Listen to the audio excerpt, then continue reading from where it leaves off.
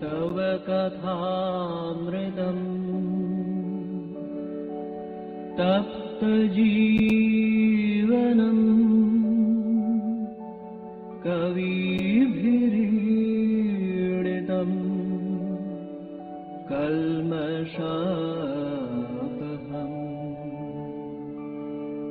श्रवणमङ्गलम् श्रीमदाततम्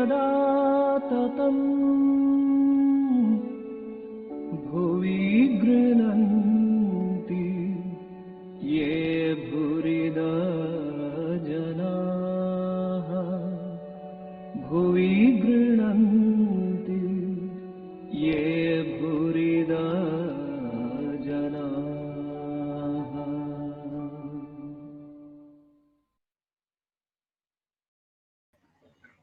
ॐ तव कथामृतं तप्तजीवनं कविभिरीडितं कल्मषापहं श्रवणमङ्गलं श्रीमदाततं भुवि गृह्णन्ति ये भूरिदा जना.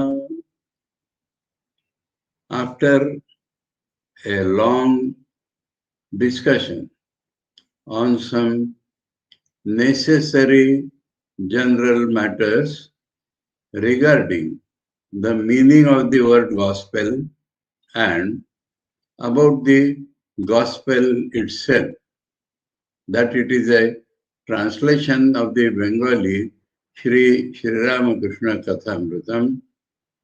We have started yesterday reading the gospel just a little. Today we continue from that point. Rather, we read that portion again to get the proper connection. So we are starting from the same page as yesterday in Bengali and in English. So, in English, it has been called Chapter 1, Master and Disciple. Because master here means Sri Ramakrishna, taking the name from Sri Ramakrishna, the great master. Sri Ramakrishna, the great master. From there, this name master has been picked up, and master means what? Master means what? One is that he is master of his trade. We call MA, M.Sc, Master of Arts, Master of Science. So, master of the knowledge of God, that is master. Secondly, master in the colloquial Indian languages, the English name master means the teacher. So, the great teacher, the greatest expert in the field of religion and spirituality, who is also the best, greatest universal teacher, that is master. So, this master word applies to Bhagavan Sri Ramakrishna. And the disciple here is what is later on called Master Moshai, because he was a teacher in the school. His name was Mahendranāth Gupta. And in the book, he wants to keep himself hidden. So he calls himself M. And in some places, he calls himself Money to avoid himself. So that is the disciple here. And as I told you yesterday, he, out of tremendous depression, deciding or willing to commit suicide, had left his home in the midnight. According to the modern researchers, on February 25-26 midnight in the year 1882. These years and all that is mentioned so that we know that it is an immediate past history, not some mythological imagination. So on that night, he left his house, but his wife followed him. So he had to drop that idea of committing suicide immediately. But instead of going back to his house in Calcutta, Shimulia, part of Calcutta, he went northwards and took shelter in the house of his sister at Baranagar. Baranagar is almost midway between Calcutta and Dakshineshwar. Seeing him totally depressed, his nephew, whom he calls his friend here, Siddheshwar Muzumdar, whom as a short or nickname he calls him Sidhu, he asked him, "Uncle, come, we shall go to some gardens." The gardens having trees, plants, flowers, and it was the spring season.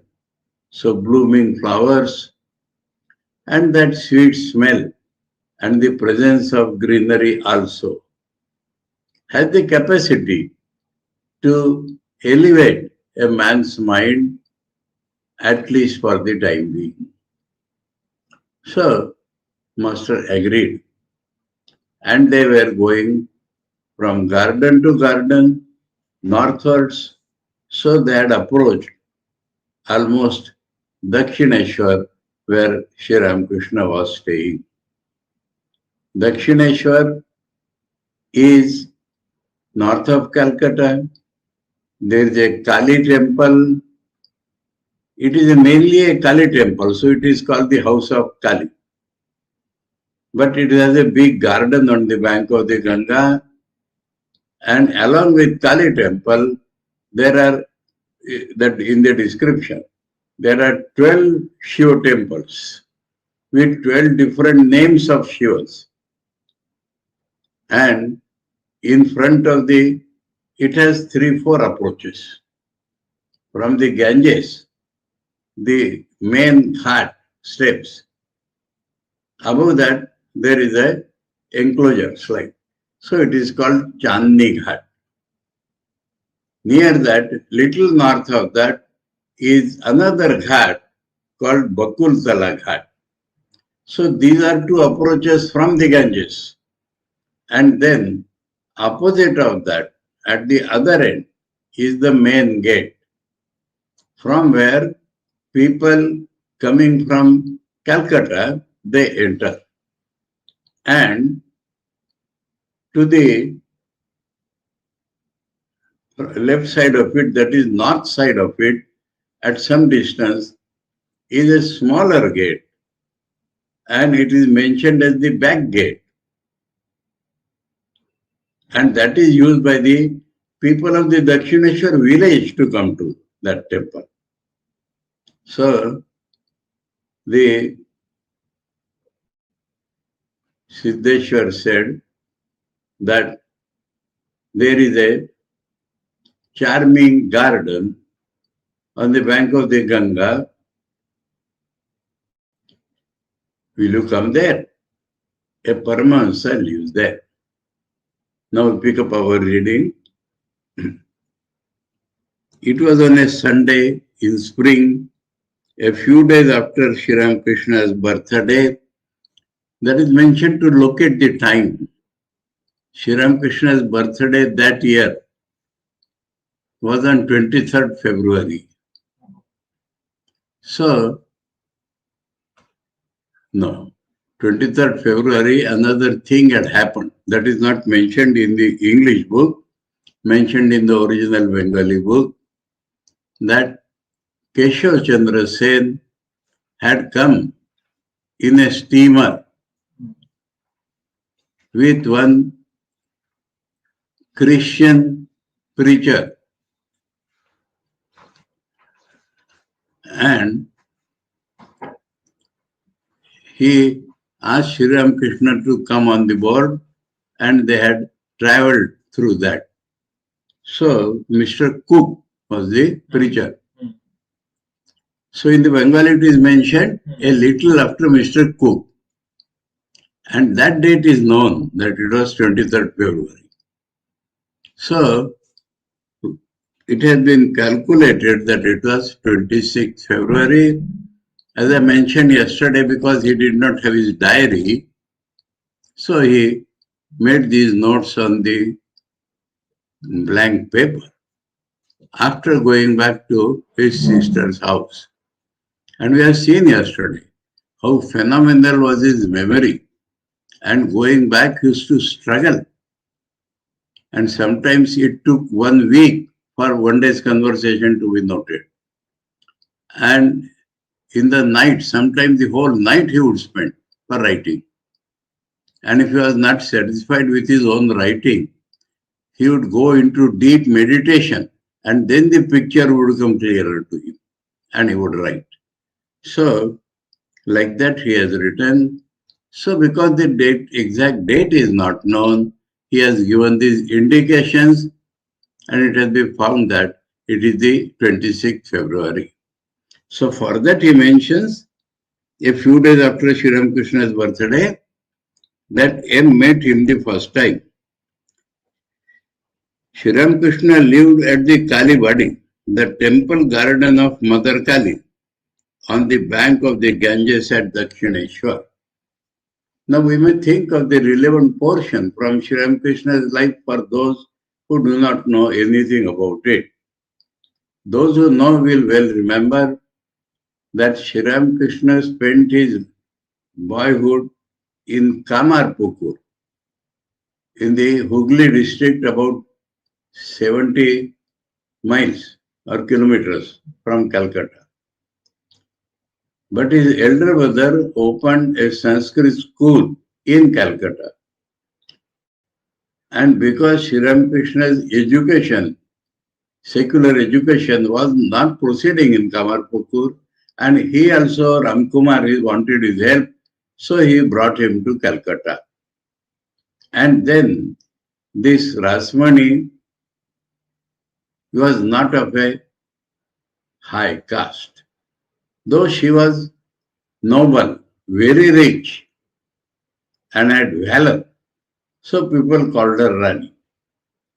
Now she wanted to worship Mother to the heart's content, which essentially includes offering her cooked food.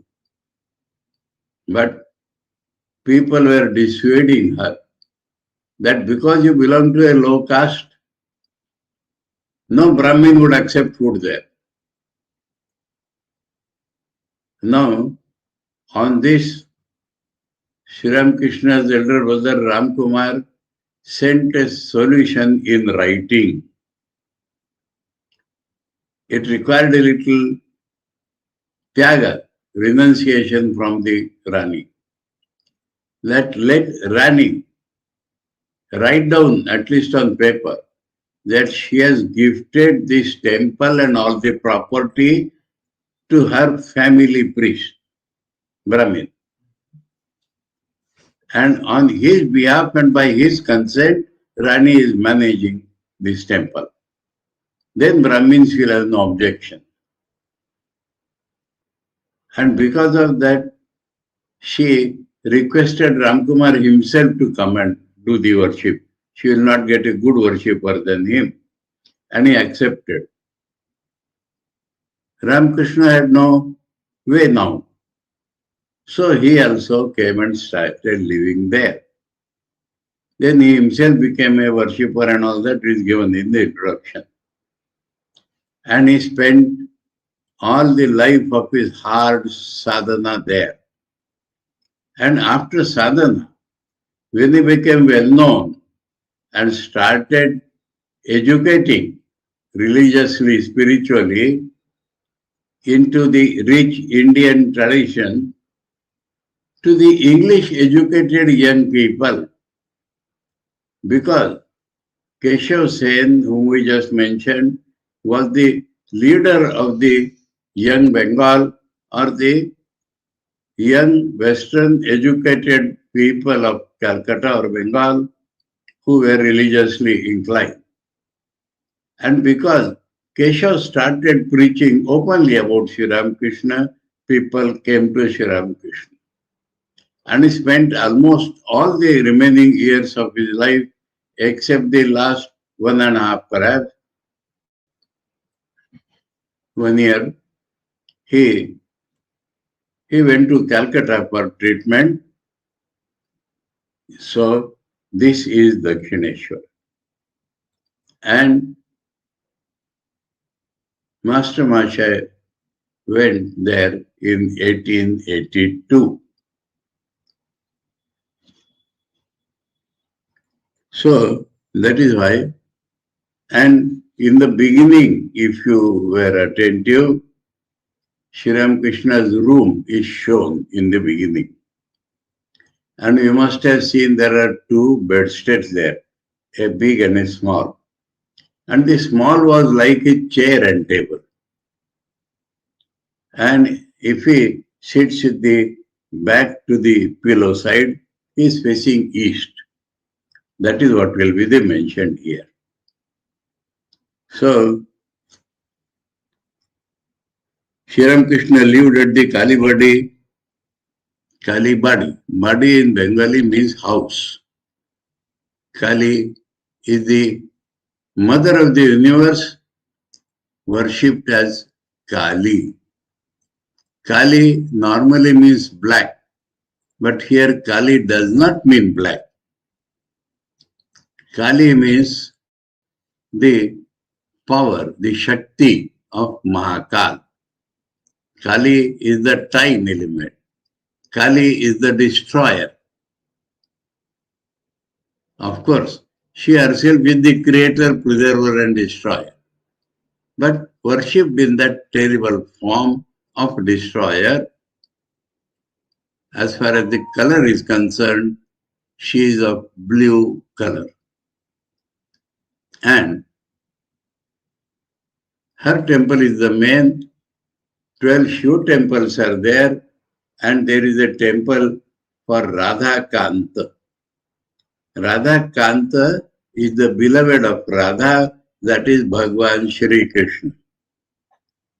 So a Vaishnava temple, Kali temple, in front of which that is the big hall used for musical or other programs, and then main temple, then Radhakanta temple, and we move northwards. There is a courtyard wall, and which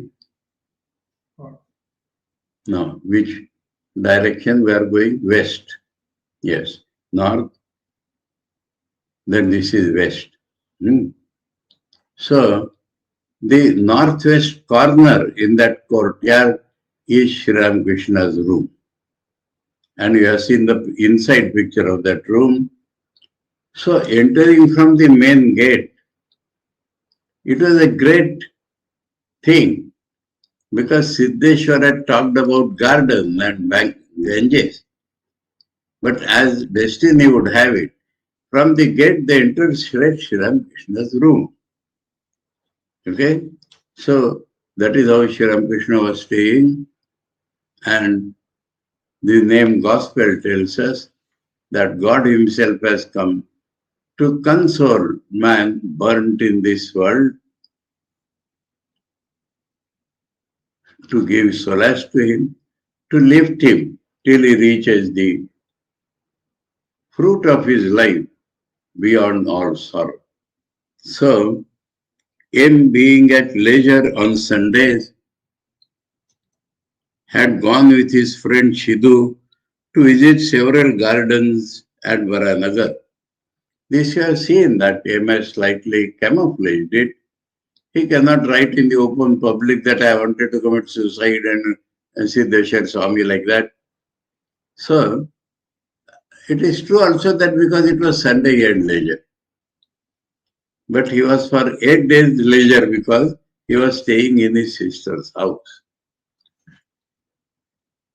As they were walking in Prasanna Banerjee's garden, those who know that Calcutta, they will know that Prasanna Banerjee's garden is near Dakshineshwar garden. Sidhu said, there is a charming place. We replaced it yesterday by charming garden. There is a charming garden on the bank of the Ganges where a Paramahansa lives. Now Nikhilanji has said that the Indian names are kept like themselves because there is no English equivalent. And he has explained that in the glossary. And Paramahansa is the man of the highest realization according to Hindu faith.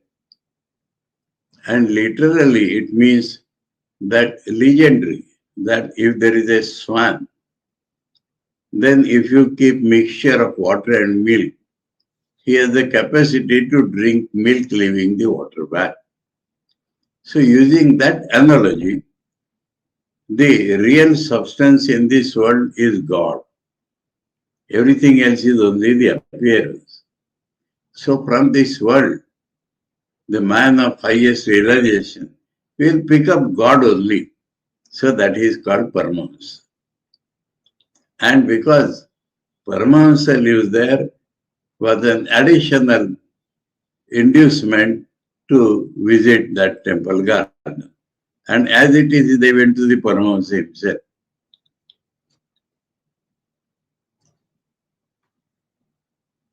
M assented. And because he also hoped that he was feeling better in the gardens, so he'll feel still better there. M assented. And they started immediately for the Dakshineshwar temple garden from that Prasanna Banerjee's garden. They arrived at the main gate at dusk and went straight to Sri Ramakrishna's room. And there they found him seated on a wooden coach, the smaller of the two coaches, facing the east. I explained that. With a smile on his face, he was talking of God. So he always talked of God only. And smiling. We shall see this permanent feature throughout this gospel, that he was always smiling. Because the nature of God is Sat Chit Anand. Absolute existence, absolute consciousness or knowledge and absolute bliss. So it is expressed always. In this matter, I may offer some comments. That when Swami Vivekananda was in America or England, in England they told him that you are a religious teacher, you must have grave face. Swamiji said, I have grave face only when there is dyspepsia in my stomach. Otherwise, we are the children of immortal bliss. So always we are joyful. So that indicates if Swamiji was the children of immortal bliss, Thakur was that bliss itself. And that reflects on his face, a smile. He was talking of God. The room was full of people, all seated on the floor, because it is not a meeting where there are several chairs provided. Sometimes Thakur, out of love, will ask a particular person to sit on his bed next to him. Otherwise, they have to sit on the floor. Sometimes mats are spread there, they sit on the mats, on the floor. The room was full of people, all seated on the floor, drinking in his words in deep silence. So main thing is this expression, drinking. As we get a juice or something to our utmost liking, and if that be nectar, then we will simply drink it in silence. That means we will not disturb the thing, and we will not be able to talk at all because we are listening to the talk.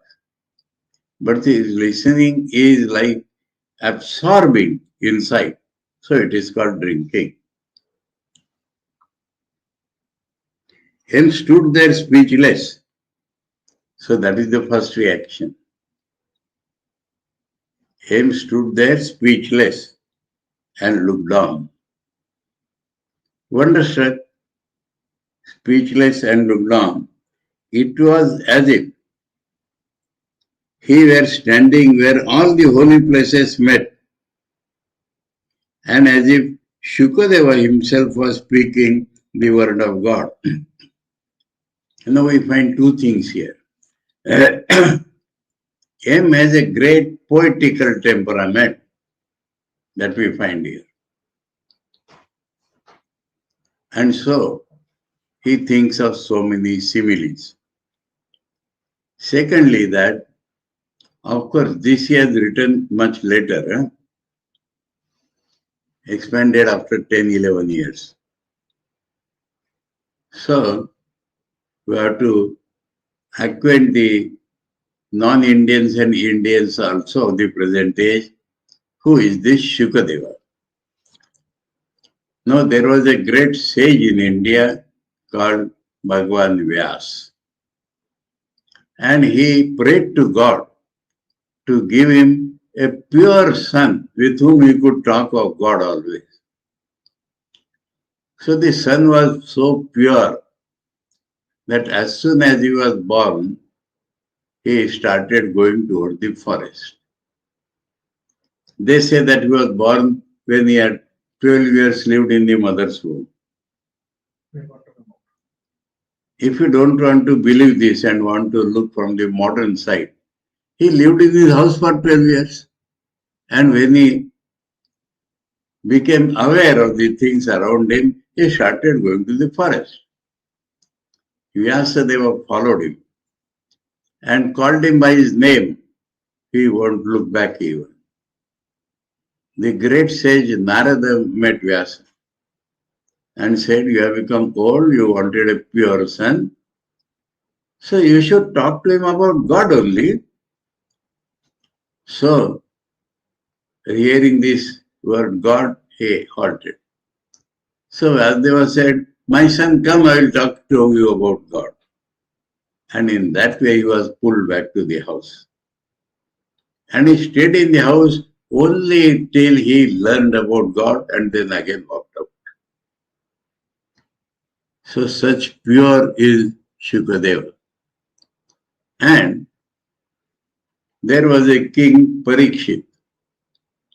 For some fault of his, he got a curse that the king of the serpents will bite him on the seventh day. So he became engaged in listening about God. He invited all the known sages and listening about God. Shukadeva was passing and they called him. And please talk about God to King Parikshit. So that is how Shuka comes in the picture. An absolutely pure person talking of God. So in Master Masha's mind, he knows all this Quranic background. So it comes in his mind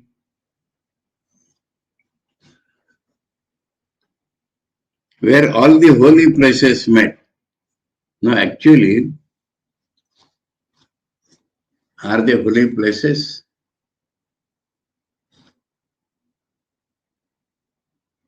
In Bengali, the translation is not wrong, but in Bengali, it is Tirtha. Shab Tirther Samagam Hoeche. Now, Tirtha is defined as that person, place, anything which makes you cross this ocean of samsara is called Tirtha. So it may be places, it may be persons. So all the holy things, if we say, all the holy things are in one place because so many sages had gathered round Parikshit. And Shukdev has come there. So he is talking about God amongst people who love God. That is the sense.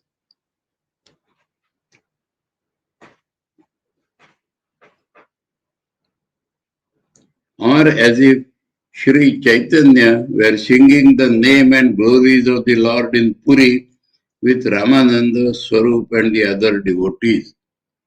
Everybody outside Bengal want to know this because they do not know this at all. Chaitanya is the shortened name of Sri Krishna Chaitanya Bharati. His original name is Nimai Bhattacharya. Now this Nimai became a sannyasi. His house is in Navadvip, district of Bengal. But when he became sannyasi, he left it and came to live in Puri, Jagannath Puri, where the Jagannath means Lord of the world is worshipped. And there the disciples gathered round him. And these are the names of the prominent disciples of Chaitanya at Puri: Ramananda, Swarup and other devotees. So, devotees, two main names and other devotees, and in that Chaitanya is talking about God. So the other scene came in Master's mind. He is from Bengal. So this is the scene where the utmost of devotion is flowing. So that scene comes to his mind.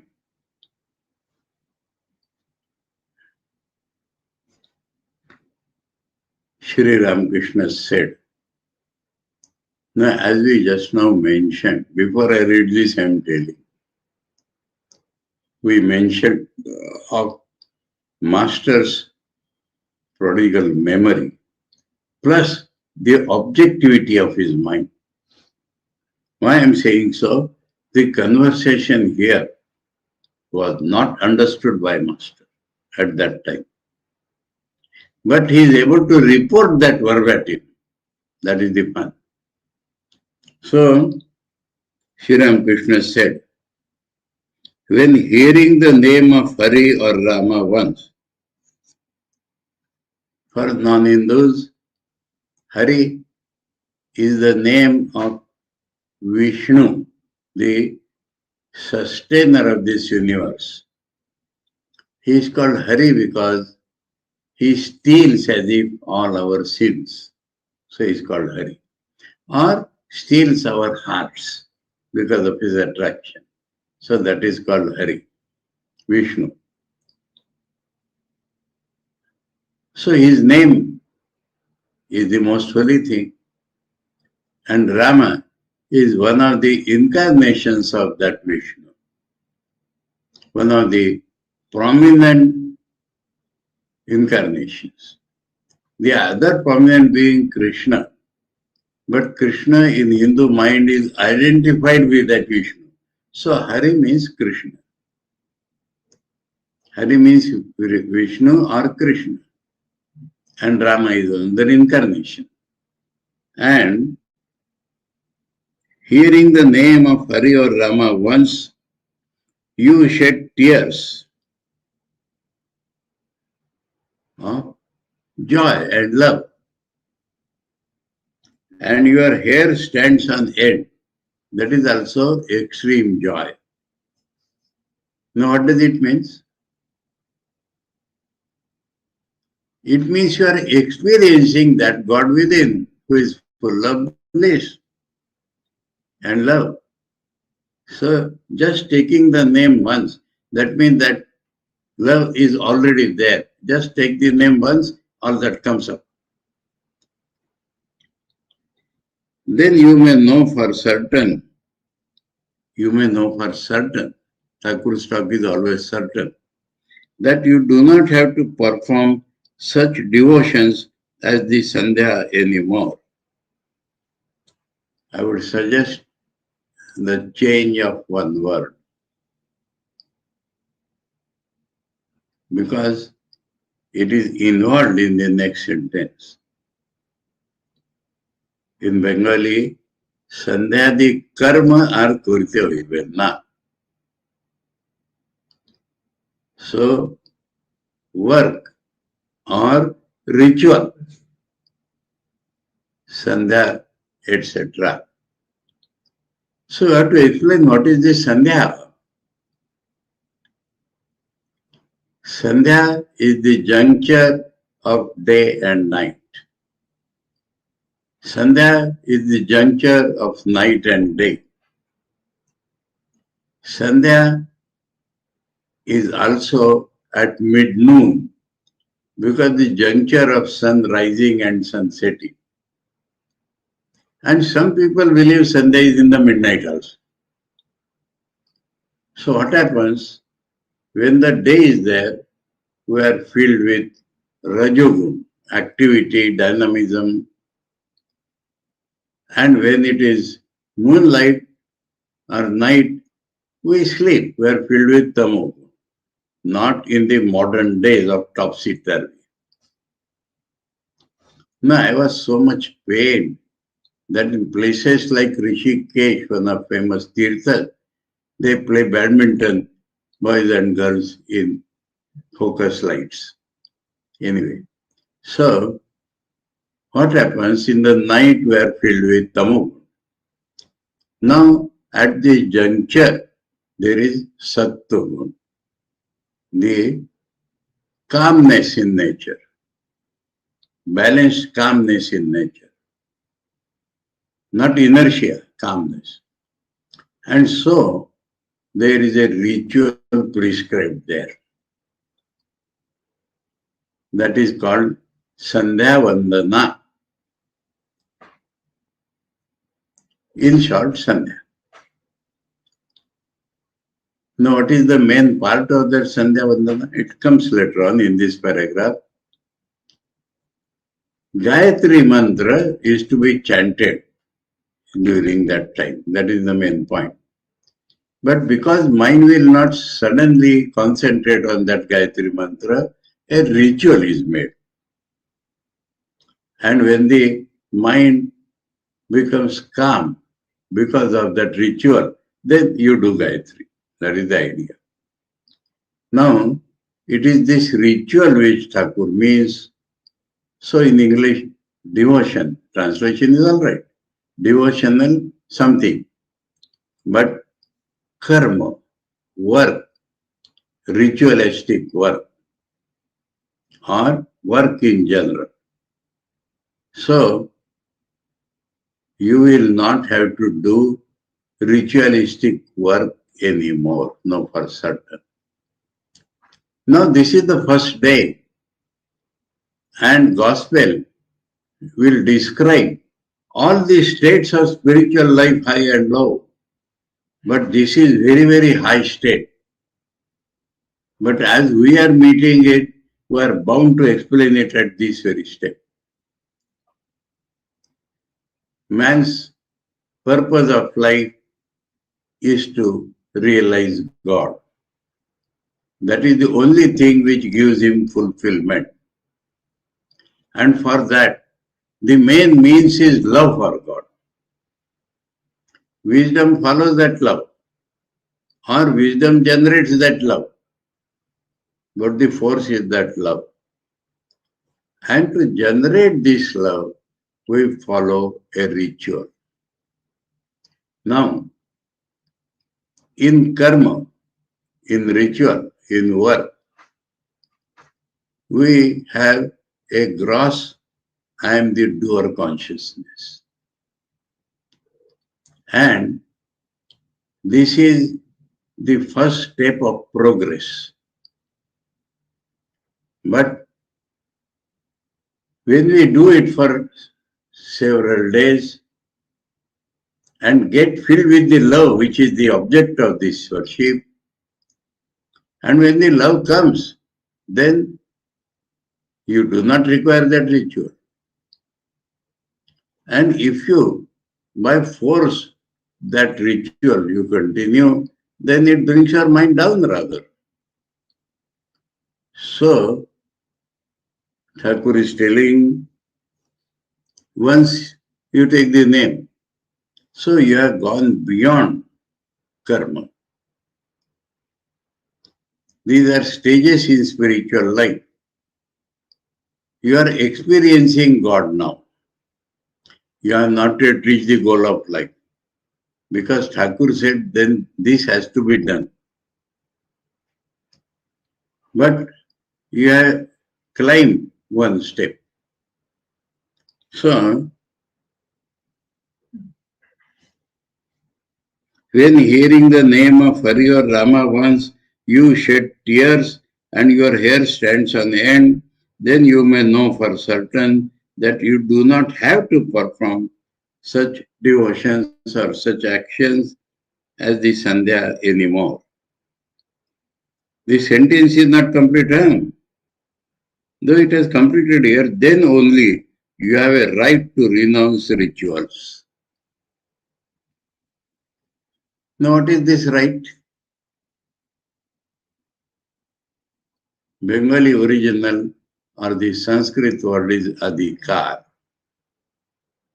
Now, these Western people filled us with so many wrong ideas, rights and duties.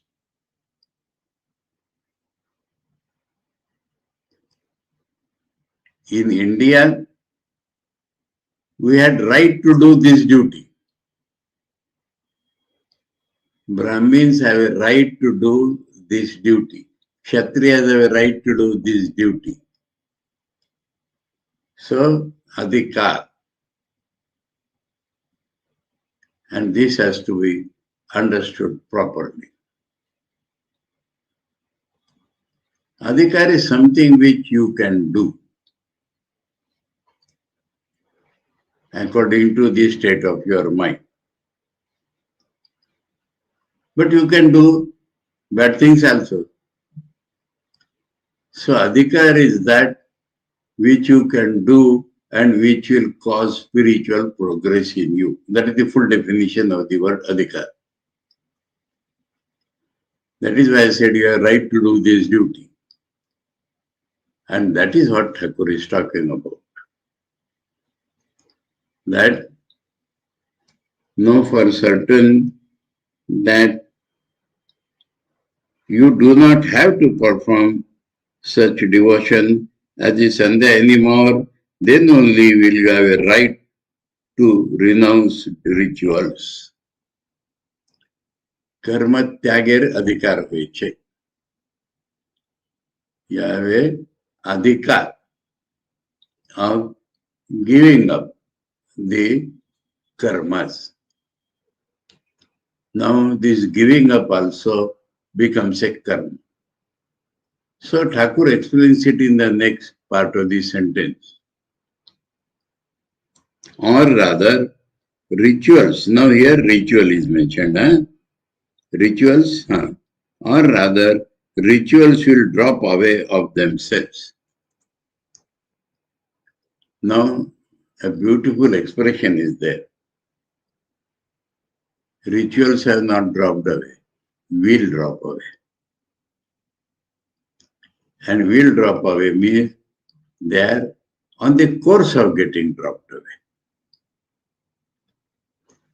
Translation is beautiful because it expresses exactly what the masters want to say in Bengali.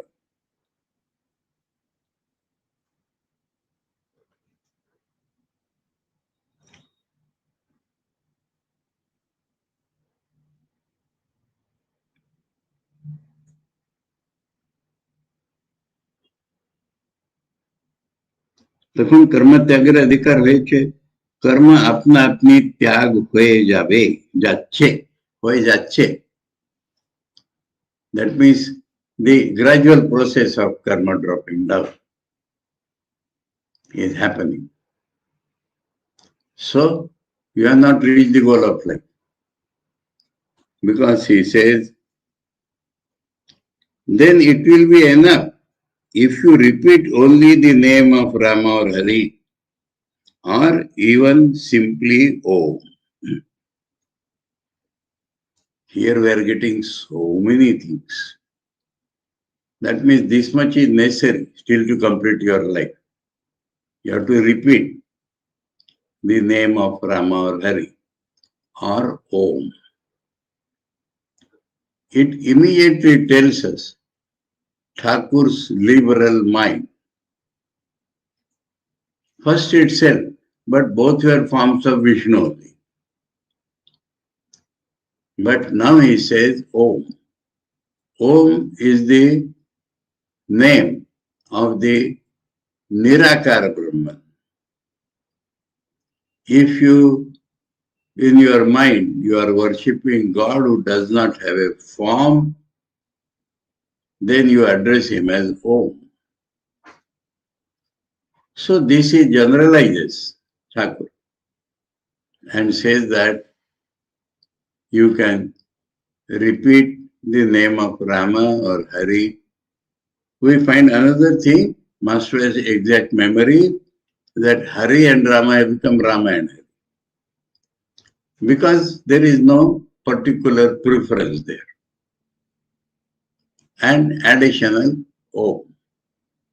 So, some name of God which will remind you of the God consciousness. That much is you have to do. Not any ritual karma. So this is a vocal or mental practice, not a physical work. So that is your adhikar. Now you have gone beyond the need of physical something to rouse your devotion. And the devotion has arisen. Experience of God has come. And that is filled with you with bliss. And still you have to go further. To get completely merged in God or realize God. So for that you require only the vocal or mental effort now, not the physical. This much is the meaning. And then Thakur summarizes what he is telling.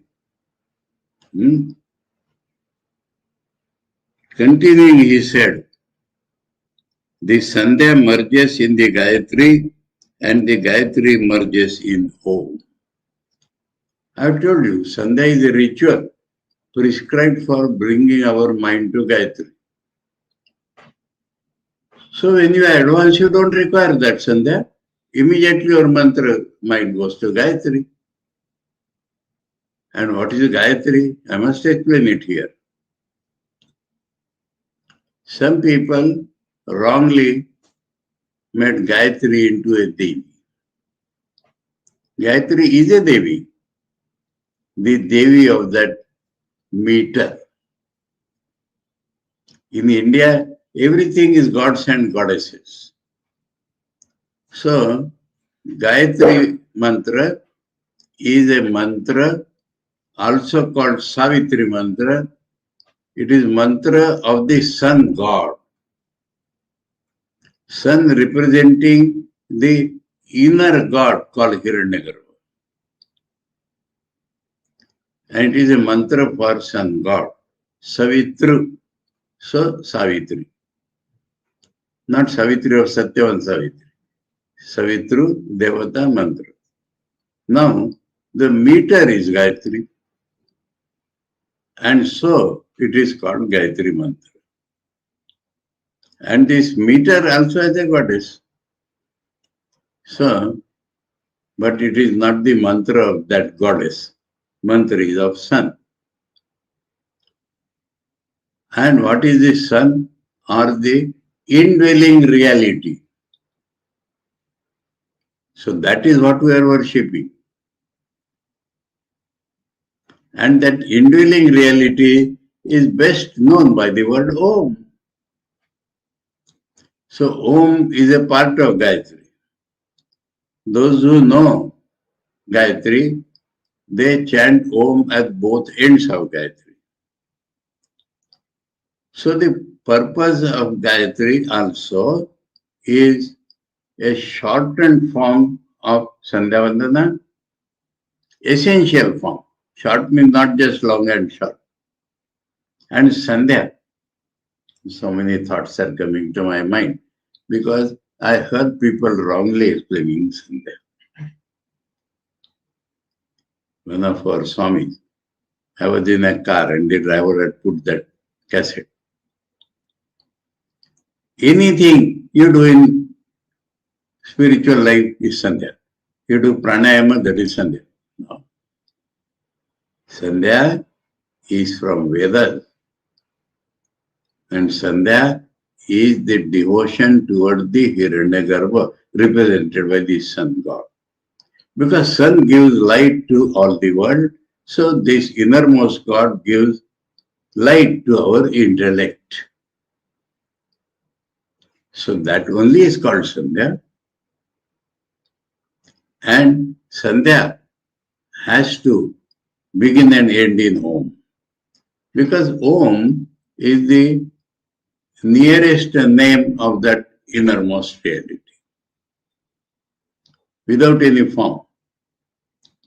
And so, when you become expert in that Gayatri, expert in the sense, your mind has risen higher. And simply by uttering Om, you get connected with the innermost reality. Then you don't require the mantra also. And that is what Thakur is telling. Not simply big and short and like, no. The ritual is necessary to get your concentration on Gayatri.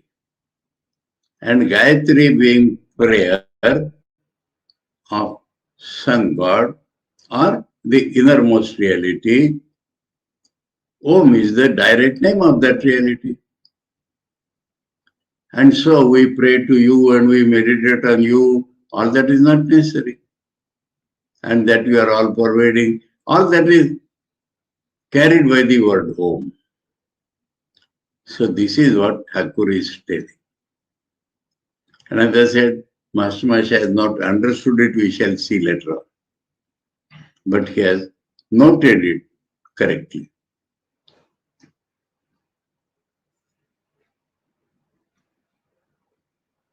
M looked around him.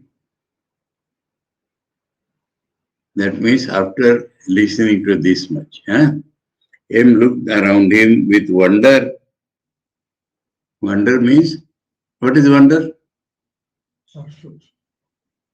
What does it mean? Something unheard of, unseen, unexpected has happened. That is wonder. M looked around him with wonder and said to himself, what a beautiful place. What a charming man.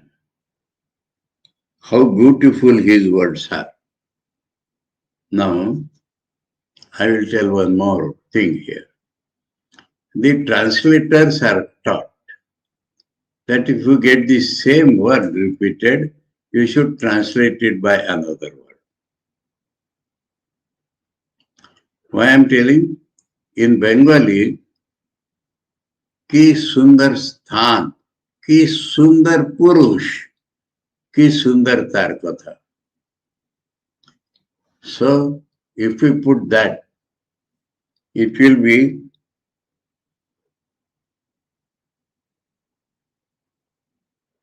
what a beautiful place, what a beautiful person,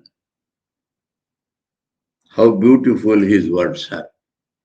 Now, Nikhilananji, because once some other word is used, he has come back to beautiful again. In other languages, I read something different, but all means beautiful. And Master Masha has used the word beautiful for all the three things. So from this we get the idea of what is beauty. Now the room, you have seen that. Is that beautiful in the normal sense of the word? That person, of course, is beautiful because joy is coming out of him.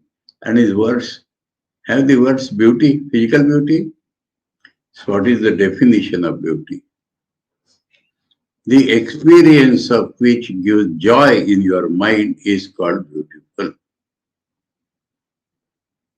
Experience, whether you are seeing or hearing or feeling, so some way of experiencing a thing, if it fills you with joy, then it is called beautiful. You can understand this throughout. So, this is what Master wondered at. I have no wish to move from this spot. Because he will go on absorbing that beauty more and more, that nectar he will drink more and more. But what has happened? After a few minutes, he thought, let me see the place first. Then I will come back here and sit down. Mind has become restless. It has Thakur's influence that he says, I don't want to leave this place. But after a few minutes, mind has become restless. And coming there, if your mind was lifted, what is the need of going anywhere? But that is the nature of man. And not only that, but man will justify that. So he says, let me see the place first, then I will come back here and sit down. And we find this has not happened because the scene had totally changed. He came and sat for a few minutes. So, this is a great caution. Our mind plays tricks on us. And we are justifying, defending ourselves by telling, I will come back and do that. Understood? So this gospel will teach everything pertaining to spiritual psychology. So how our mind plays. So I don't want to leave this place. And in a few minutes, let me see where I have come, and then I will come down and sit. Okay? As he left the room with Sidhu, so we have started the gospel today. Yesterday we made just a little beginning, we revised it today, and that is the first conversation heard by Master Macha. And it deals with the higher aspects of spirituality. That a man has to do work initially. Man has to physically practice devotion or knowledge or whatever you want.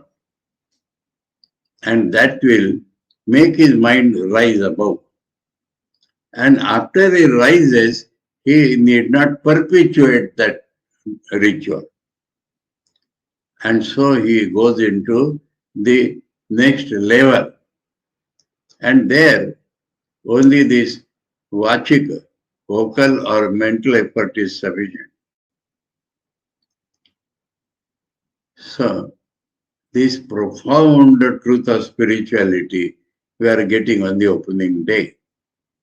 And the smaller things about mind and all that, this is how we end today, and tomorrow we shall see how it develops. Om तव कथामृतं तप्तजीवनं कविभिरीडितं कल्मषापहं श्रवणमङ्गलं श्रीमदाततं भुवि गृह्णन्ति ये भूरिदा जना। ओम शांति शांति शांति। हरि ओम तत्सत्। श्री रामकृष्ण अर्पणमस्तु।